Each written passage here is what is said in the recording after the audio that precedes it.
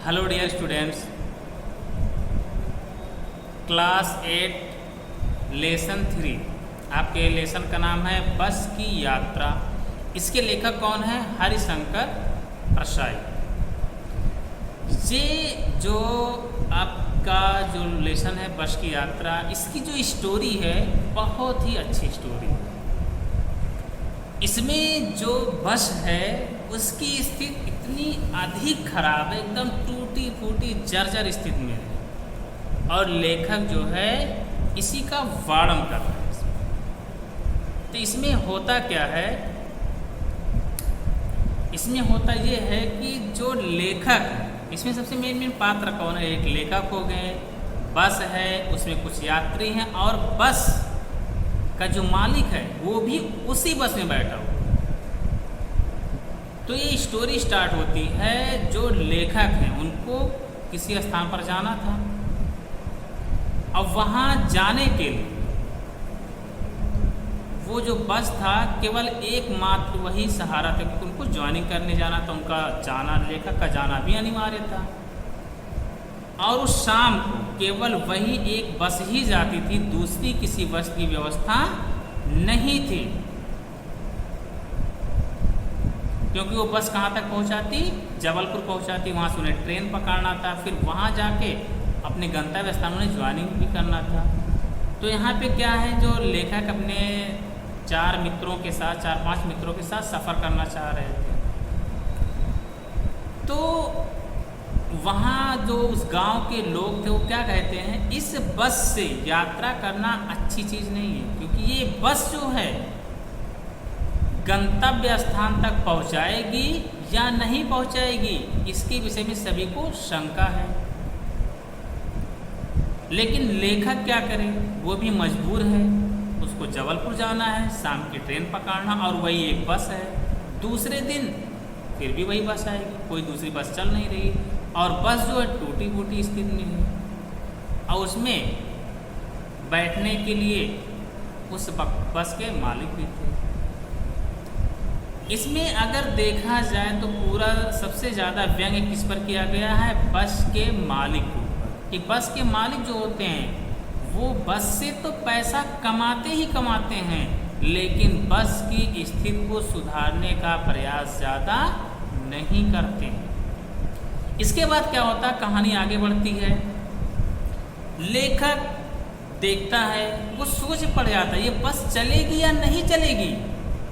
लेकिन वहीं पर बस का मालिक बैठा था, बस का मालिक भी खड़ा था। वो क्या कहता है, अरे चलेगी क्यों नहीं, दौड़ेगी। उसके बाद जब बस का इंजन स्टार्ट किया जाता है तो बस का जो पूरा बॉडी उसका है पूरा एकदम कंपन करने लगता है, कांपने लगता है। क्यों? क्योंकि एकदम जर्जर स्थिति में, एकदम वृद्धावस्था में है।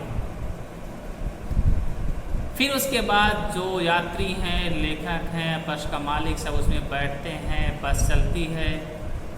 कभी कभी वो रुक जाती है। एक बार क्या हुआ, बस रुक गई और उसका जो टंकी है जिसमें तेल रखा जाता है वो तेल चू रहा था।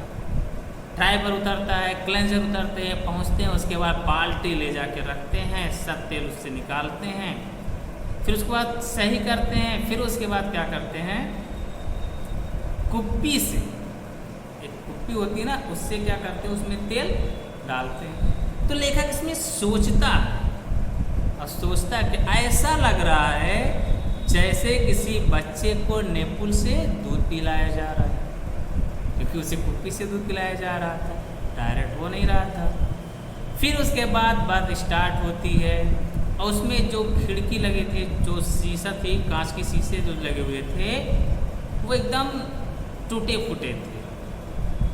और जब बस स्टार्ट होता था तो ऐसा लेखक को लगता था कि जैसे उसे लग रहा था कि वो बस में नहीं, बस के इंजन में बैठा हुआ है। इतना ज़्यादा उसमें आवाज़ आती थी, इतना ज़्यादा उसमें कंपन होता था। और जब बस चलती थी तो होता क्या था, ऐसा लगता था लेखक को कि वो सीट के ऊपर है या सीट उसके ऊपर है, इतनी कन्फ्यूजन थी। फिर उसके बाद कहानी आगे बढ़ती है। लेखक जब भी किसी पेड़ को आता हुआ देखता है तो वो परेशान हो जाता है, कहीं बस जा कर के उस पेड़ में ही ना टकरा जाए। फिर इसके बाद कहानी आगे बढ़ती जाती है, फिर वो पंचर भी हो जाती है, फिर उसको सही भी कराते हैं। और कभी लेखक अगर समुद्र को देखता है, नदी नाले ये सब देखता है, तो भी डर जाता है, कहीं बस जा कर के उसमें डुबकी ना लगाने लगे, अर्थात गोते ना लगाने लगे। ये सभी कंडीशन इस चैप्टर की है, बस की यात्रा। बस यदि अपने मन की व्यथा को व्यक्त करते तो कैसे बताते हैं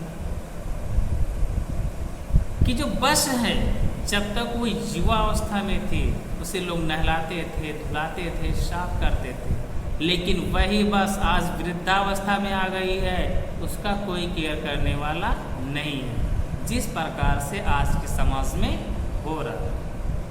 बाकी आप लोग समझदार हैं, समझ ही रहे होंगे। तो मतलब कि इसमें जो कवि है वो कहना क्या चाहता है, यही कहना चाहता है, मतलब कि आप प्रत्यक्ष रूप से आप सभी को प्रत्यक्ष रूप में पहुंचाने का प्रयास कर रहे हैं। एक बस को एक एग्जाम्पल देकर आज के समाज में जो हो रहा वो भी बताने का प्रयास कर रहा। अगर दूसरा पहलू देखा जाए तो कि जब तक स्त्रियाँ अर्थात महिलाएं युवावस्था में रहती सभी केयर करते हैं, लेकिन जब वही वृद्धावस्था में पहुँच जाती है तो कोई भी उनका केयर करने वाला नहीं होता। उसी प्रकार से जिस प्रकार से ये टूटी फूटी बस कहानी बढ़ते आगे जाती है, लेकिन किसी न किसी प्रकार से जो लेखक उसको गंतव्य स्थान तक पहुँचा ही देती। ठीक है। और कुछ लोग उस बस को डाकिन भी कहते थे। ठीक है। और बाकी आप लोग बुक से पढ़िएगा, पूरी स्टोरी आप सभी को समझ में आ जाएंगी। ठीक है। यदि कोई पॉइंट ऐसा आता है नहीं समझ में आ रहा है तो आप लोग पूछ सकते हैं। ओके। लेकिन इसकी जो कहानी है इसका आप लोग समरी अपने हिसाब से बनाने का प्रयास करेंगे, और समरी बनाकर मेरे व्हाट्सएप पर या क्लासरूम पर कहीं पर भी आप भेज सकते हैं। मैं एक बार उसको चेक कर लूँगा। ठीक है। जितने भी स्टोरी बता रहे हैं उन सभी की समरी आप सबको बनाना अनिवार्य है। ठीक है। तो इस बुक को आप पढ़ेंगे तो बहुत अच्छा लेसन है, पढ़ेंगे तो समझ लीजिए बहुत ज़्यादा आप सभी को आनंद की प्राप्ति होगी। ओके। इसलिए इस लेसन को पढ़ना, समझना। यदि आप लोग इस लेसन को अच्छे से पढ़े, अच्छे से समझे, तो जितने क्वेश्चन उन सभी का आंसर आप लोग अच्छे से दे ले जाएं। जैसे कह रहा मैं हर पेड़ को अपना दुश्मन समझ रहा था, लेखक पेड़ों को दुश्मन क्यों समझ रहा था? क्योंकि उसे डर था कि बस जो है पेड़ में जाके टकरा जाएगी, पेड़ में टकराएगी तो क्या हो जाएगा, दुर्घटना घट सकती है। लेखक भी हैं और लोग घायल भी हो सकते हैं, कुछ भी हो सकता है। और स्टोरी में एक बहुत अच्छी स्टोरी थी। लेखक यहाँ ये समझने पर मजबूर हो जाता है कि सभी लोग हैं तो ठीक है, लेकिन लेखक को उस बस के मालिक को देखकर उन्हें हंसी छूटती है कि ये बस का मालिक भी इसी में सफ़र कर रहा है, यदि कुछ होगा हम लोग ही घायल नहीं होंगे, बस का मालिक भी घायल हो जाएगा। इस चीज़ को लेकर थोड़ा उनको संतोष।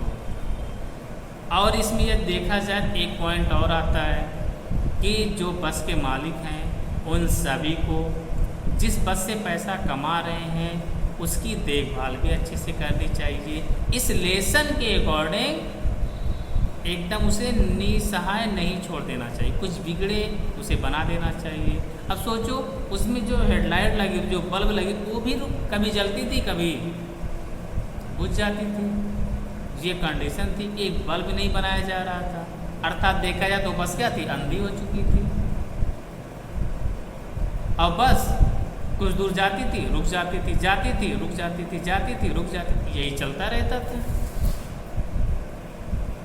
तो जितने बस के मालिक हैं उन सबको केयर करना चाहिए, जिससे पैसा कमाया जा रहा है उस पर भी ध्यान देना चाहिए। और इसका दूसरा पहलू यही है कि जो भी हों, अगर युवावस्था में है जिस प्रकार से तब ध्यान दे रहे हैं, वृद्धावस्था में जाने पर भी उनका केयर करना चाहिए। इस बस के मालिक के समान निसहाय नहीं छोड़ना चाहिए। ओके।